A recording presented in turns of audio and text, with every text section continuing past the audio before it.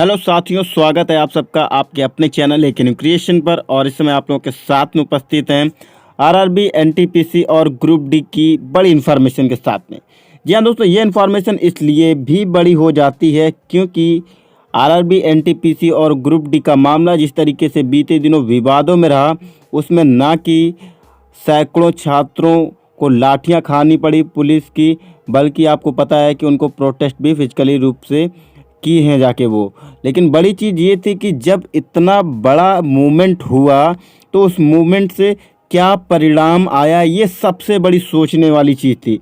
और यही एक बड़ा पॉइंट था कि इसी वजह से आपको पता है कि जो सबसे ज़्यादा, जो आपको बता दें कि यूट्यूब पर देखे जाने वाले खान सर हैं, उन्होंने बच्चों की बात को हाईलाइट किया और इसी के चलते उनके ऊपर एफआईआर भी हुई। लेकिन उन्होंने भी एक चीज़ बोली थी कि आप ऐसा बिल्कुल मत समझिएगा कि हम आप लोग साथ में नहीं हैं, और जिस दिन हम आपकी आवाज़ ना उठाएं तो समझ लीजिएगा कि इस दुनिया में हम नहीं। तो बड़ी चीज़ ये है कि सभी टीचर्स का सपोर्ट रहा है, जितने भी यूट्यूब की कम्युनिटी पर टीचर्स हैं, उन सभी चीज़ों को दोस्तों एक चीज़ ये देखने से ये नज़र आई कि जब आप साथ होते हैं तो बड़ी से बड़ी सरकार, बड़ा से बड़ा बोर्ड भी सोचने पर मजबूर हो जाता है और उसकी नींव हिल जाती है। और यही चीज़ हुई दोस्तों जब छात्र फिजिकली उतरे और सभी लोग जब साथ आए फिर से एक बार।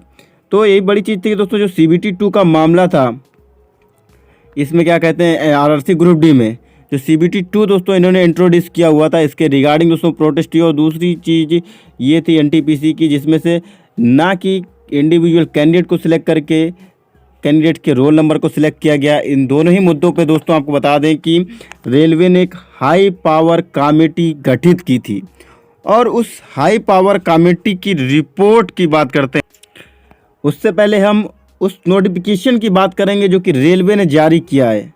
वो नोटिफिकेशन रेलवे ने छात्रों के ऊपर, जो सैकड़ों छात्रों के ऊपर लाठियां बरसी, प्रोटेस्ट हुई, उसके दबाव में आने के बाद में रेलवे को लगा कि नहीं, अब तो कुछ करना ही पड़ेगा, नहीं तो ये मामला जो था वैश्विक होता जा रहा था। मतलब ना कि देश में पूरे विश्व में फैलता जा रहा था, क्योंकि जब देश का युवा ही आक्रोशित होकर अगर मैदान पर या फिर कहें कि रोड पर आ जाए तो समझ लीजिए कि स्थितियां बहुत ही ज़्यादा भयानक हैं। और यही चीज़ हुआ कि जो यूपी का चुनाव था उसने भी अपना रंग दिखाना चालू कर दिया था। और इसी चीज़ों के चलते आनन फानन में एक डिसीजन आया जिसमें बोला गया कि आप लोगों का जो भी प्रॉब्लम है उसके लिए हम लोग सुनने के लिए तैयार हैं, और आप लोगों के लिए कमेटी गठित की गई। और सबसे बड़ी चीज़ थी, इसका नाम कितना बड़ा दिया गया, हाई पावर कमेटी आप लोगों के लिए गठित की गई है। हाई पावर कमेटी का मतलब सीधा से ये कि आप लोगों की जो समस्या है उस पर जल्द से जल्द समाधान होगा।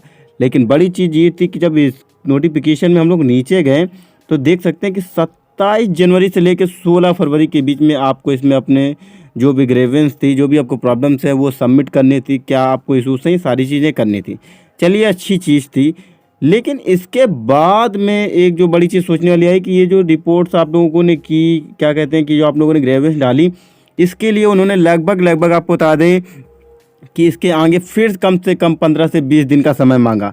मतलब कि आप जब 27 से 16 फरवरी के बीच में अपने जो ग्रेवेंस डाले हुए हैं उसकी जो रिपोर्ट है कमेटी, उसको बोला गया कि वो लगभग मार्च के फर्स्ट वीक में आती हुई दिख सकती है। मतलब 6 मार्च तक की वहाँ पर बात कही गई। और बड़ी चीज़ ये है कि आपको बता दें कि उत्तर प्रदेश चुनाव के लास्ट जो फेज़ है वो 7 मार्च को। ऐसे में बड़ी उम्मीद ये की जा रही कि आज अगर आप वीडियो देख रहे हैं 2 मार्च को, तो ये 2 मार्च हो चुकी है और अभी तक रेलवे की तरफ से कोई भी मतलब कि नहीं आया हुआ है कि किसी भी तरीके से मतलब कुछ नोटिफिकेशन की क्या रिपोर्ट है, ना किसी न्यूज़ चैनल्स पे, क्योंकि न्यूज़ चैनल्स पे तो कुछ और ही चल रहा है। तो ये बड़ी चीज़ थी कि जो चुनाव के बीच में जो मुद्दा उठा था छात्रों का, वो फिर से एक दबता हुआ दिख रहा है।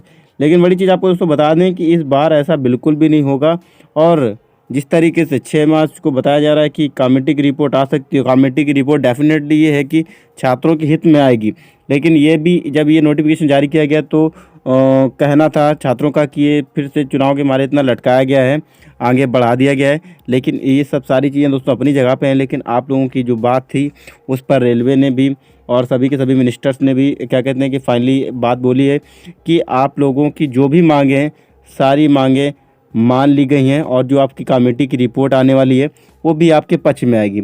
लेकिन जब छात्रों का कहना था जब इतना सब सारी चीज़ें थी आपको बोल रहे हैं कि मान ली गई, तब इतना समय क्यों? तो ये समय प्रशासनिक कारण हो सकते हैं, चुनावी कारण हो सकते हैं, तमाम कारण हो सकते हैं। ये आपको आने वाले समय में सारी चीज़ें पता चलेंगी।